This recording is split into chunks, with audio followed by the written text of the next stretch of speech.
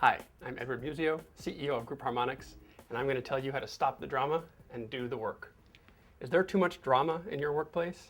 In the late 1960s, a psychologist named Stephen Karpman defined what he called the drama triangle. The drama triangle is a set of three interrelated, scripted roles that tell us how to behave to create drama.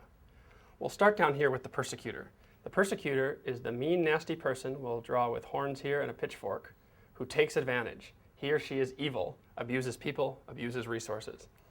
Then over here we have the poor, sad victim. The victim, who here is getting hit by a hammer, is helpless to prevent any trouble from happening and is taken advantage of by the persecutor. Finally up here we have our hero. The rescuer comes in wearing a cape with a big smile on his face. He's heroic and he saves the day. The rescuer stops the persecutor from taking advantage of the victim who asks the rescuer for help. You can start anywhere in the triangle and it doesn't matter. Now we know these scripted roles well. We know them very well. Think about it. When you read about Little Red Riding Hood and the Big Bad Wolf, do you ever stop to ask why the Big Bad Wolf chased after Little Red Riding Hood? No. That's what persecutors do. That's what victims do. You know how the story goes. You don't need any more information. That's the problem with scripted roles in the workplace. Scripted roles are not equal to information transfer. In fact, scripted roles are the opposite of information transfer. We work in the information age. Information transfer is equal to work. In other words, when we're having drama with scripted roles, we're not doing the work. Let's take an example of this. Let's say you're a manager and you have two employees. One of your employees comes to you and says, I need your help. The other employee, employee 2, won't get me the numbers and the data I need on time every week. I can't do my job. I tried to ask him for help and he was mean and rude. What's happening here? Basically, employee 1 is saying, I'm helpless. Employee 2 is persecuting me. Will you help me? As the manager, your natural instinct might be to say, sure, I'll help you. I'll talk to employee 2 for you. There you go. You're going to be the rescuer. The stage is set for drama. Now what happens? Well, you probably call employee 2 into your office. You're the manager, and you say to employee 2, you better shape up. You better start to do what you need to do, or there are going to be consequences. Next thing you know, you've framed employee 2 as the victim, and you as the manager have become the persecutor.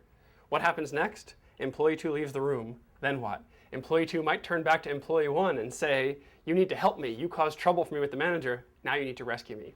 Or employee 2 might say to employee 1, you thought you had problems before. Now you're really going to have problems and become an even stronger persecutor. It doesn't matter. We can move the tickets around all over the board all day long. The point is, we have scripted roles, we're doing drama, we're not doing work. So how do we get out of this? The trick is, when you notice any of these roles come up, you want to immediately start to think, act, and speak as if the role isn't real. How does that work in our initial situation? Remember, we had employee 2 as the persecutor who was not giving the data to employee 1 when he needed it, and you as the manager were going to rescue?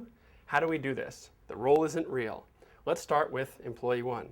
What if employee 1 is not helpless? Employee 1 could get the data somewhere else, look for different data, ask in a different way for the information, ask at a different time. What options appear? What if employee 2 is not evil? What if employee 2 doesn't have the data, doesn't know how to get it, doesn't know how important it is, has too many other priorities and is too busy? What options does that suggest?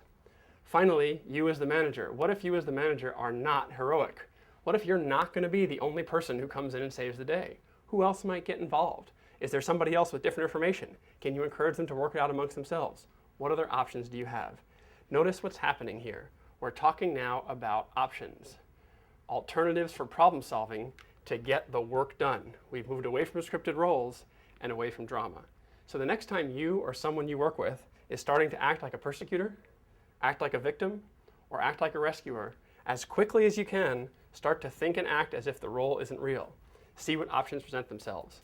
When you do, you'll be more likely to solve the problem, more likely to do work, more likely to stop the drama.